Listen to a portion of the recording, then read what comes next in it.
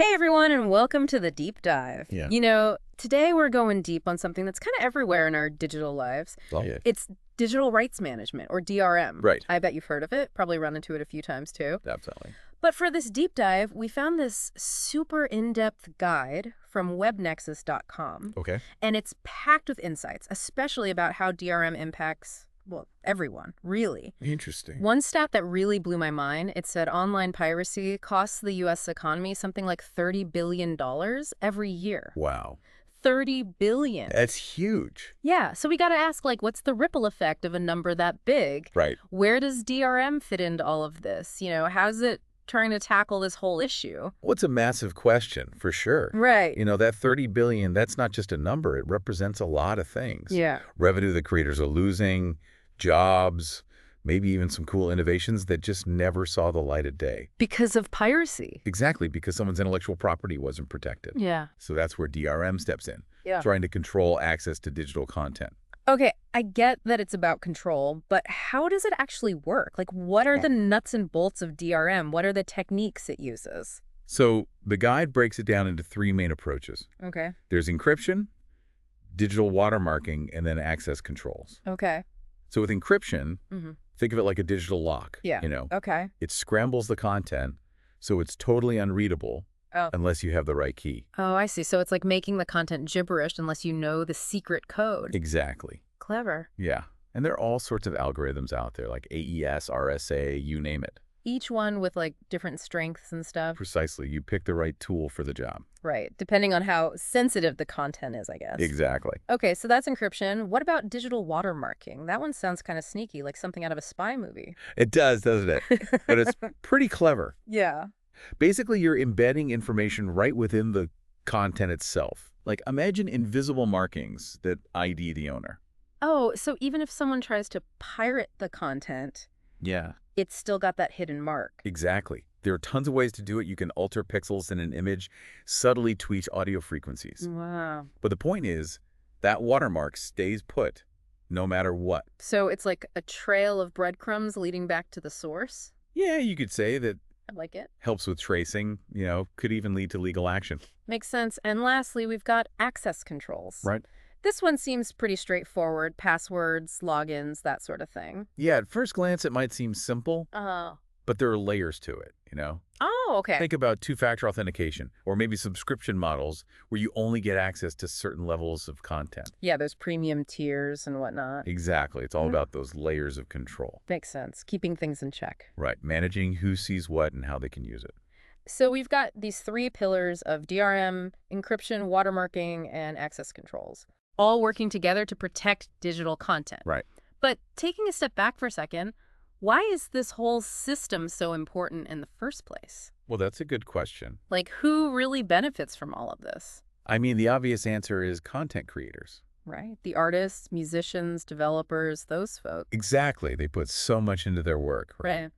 Blood, sweat, and tears. DRM helps make sure they're actually getting compensated, It's about making sure they're not getting ripped off, right? Exactly. That their creations aren't just floating around for free without their say-so. Okay, so it's about protecting the little guy, the individual creator. Yeah. But it's not just them. Oh, there's more. Definitely. Think about whole industries that rely on robust DRM. Okay. Streaming giants, for example, like your Netflixes, your Spotifys. Right, they've got massive libraries of content to manage. Exactly. They depend on DRM to handle all of that, control who's subscribing, and prevent people from just sharing their logins with everyone they know. Oh, yeah. That's a big one these days. So it's not just about protecting the content itself, it's about protecting the business model, too. Right, the whole ecosystem. Interesting. And it goes beyond just entertainment. Think about the software industry. Unauthorized copying there can lead to massive losses. Yeah, millions, probably billions. And then you have sectors like finance, healthcare, where data security is absolutely critical. Oh, yeah, you don't want medical records just floating around. Nope. So DRM has a role to play there, too. Definitely. It's about protecting that sensitive information. Okay, so DRM's got its fingers in a lot of pies. You could say that. Mm-hmm. So we've seen how important DRM is for creators in these big companies, protecting their work, their business models. It all makes sense. Right. But what about the other side of the coin? Oh, you mean the consumer? Exactly. Like, what are the downsides of all this control? Are there any unintended consequences? Yeah, that's a good point. It feels like there's always this tension between control and freedom when it comes to digital stuff. If On one hand, we want creators to get paid, to be able to keep creating. Hmm. But then as consumers, we want flexibility, we want convenience, right? Absolutely. Like, I bought this song, this ebook, it's mine. I should be able to use it how I want. That's the argument a lot of people make. Right. So have there been times when DRM has kind of overstepped its boundaries, where it's more restrictive than helpful? Oh, yeah, definitely. Like, I'm sure you've experienced this. You buy a song or an ebook, and then you try to move it to a different device. right? Or maybe share it with a family member, and bam, DRM restriction. It's like, wait, I paid for this. Why can't I do what I want with it? Exactly. That's a big part of the ethical debate around DRM. Interesting. Consumers argue that they should have the right to use content they've legally purchased Right. in ways that don't actually violate copyright, like making backups, moving files between their own devices. Yeah, that seems fair. It's tricky, trying to find that balance. And I imagine privacy concerns come into play too, right? Like, is DRM tracking what we're doing? Definitely a valid concern. Some DRM systems have been criticized for collecting data on user behavior, Okay. which raises questions about how that information is used. Is it being protected properly? Yeah, it's a little creepy. It is, and it's led to calls for more transparency, more user control over that data. Makes sense. So we've got these benefits for creators, for companies, but we've also got these potential downsides for consumers. Right, restrictions, privacy concerns. So how do we move forward? Is there a way to strike a balance? Can technology help with this? Well, the guide does point to some interesting trends that might offer solutions. Okay, like what? One big one is the integration of AI, artificial intelligence. Okay. Imagine a DRM system that uses AI to analyze user behavior in real time. Oh, okay. So it can identify potential piracy attempts, but without those blanket restrictions that affect everyone. So it's more targeted, smarter about how it applies those restrictions. Exactly, like having a super smart security system that can tell the difference between a real threat and a false alarm. That would be a huge improvement. Definitely. Another promising area is blockchain technology. Oh, yeah. I've been hearing a lot about blockchain lately. It's got a lot of potential applications, and DRM is one of them. Okay, but how would it work with DRM? So imagine a digital content marketplace built on a blockchain. Okay. Every transaction, every transfer of ownership, it's all recorded permanently, transparently. Interesting. This could create a system where content creators can distribute their work and get paid fairly. Yeah. But at the same time, consumers have more control over their digital purchases. That sounds pretty revolutionary. It does, but there are challenges, of course. Well, what kind of challenges? Scalability, for one. Can you imagine managing the sheer volume of digital content being created every day? That's a lot of data. It is. And then there's interoperability, making sure different platforms can work together seamlessly. Right. It can't just be a bunch of isolated systems. Exactly. And of course, user adoption is key. People actually have to want to use it.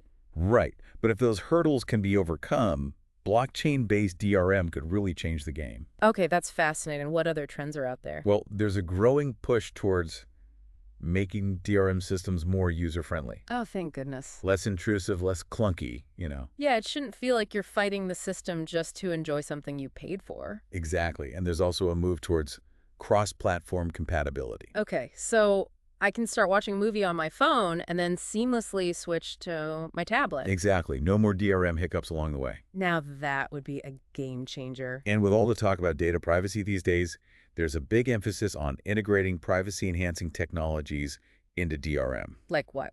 Things like differential privacy, which allows for data analysis without revealing individual user identities. Oh, so it's like getting the benefits of data analysis without compromising anyone's privacy. Exactly. It's about addressing those concerns that have plagued DRM in the past. Okay, so it sounds like there's a lot of exciting stuff happening in the world of DRM. Definitely. A lot of potential for improvement. Yeah, it's not all doom and gloom.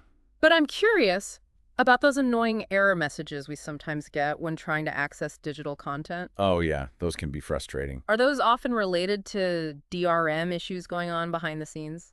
You're absolutely right. Those cryptic messages are often a glimpse into the complex world of DRM handshakes and content verification. DRM handshakes, what does that even mean? It's basically a metaphor for the communication that happens between your device and the content provider's servers. Okay. They're checking your credentials, making sure you have the right to access the content. Like a digital bouncer? Exactly. And if something goes wrong during that verification process, Then bam, error message. you got it. And why would these handshakes fail? It could be anything from a technical glitch to inconsistencies in your account settings or even regional restrictions. Okay, so lots of potential points of failure. Unfortunately, yes. So what are some of the common error messages people might see?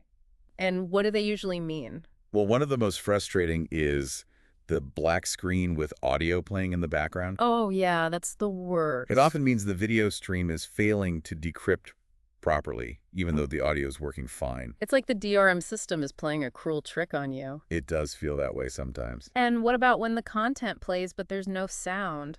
That could be an audio decryption issue or a compatibility problem with your device's audio output. It's like watching a silent movie in the digital age.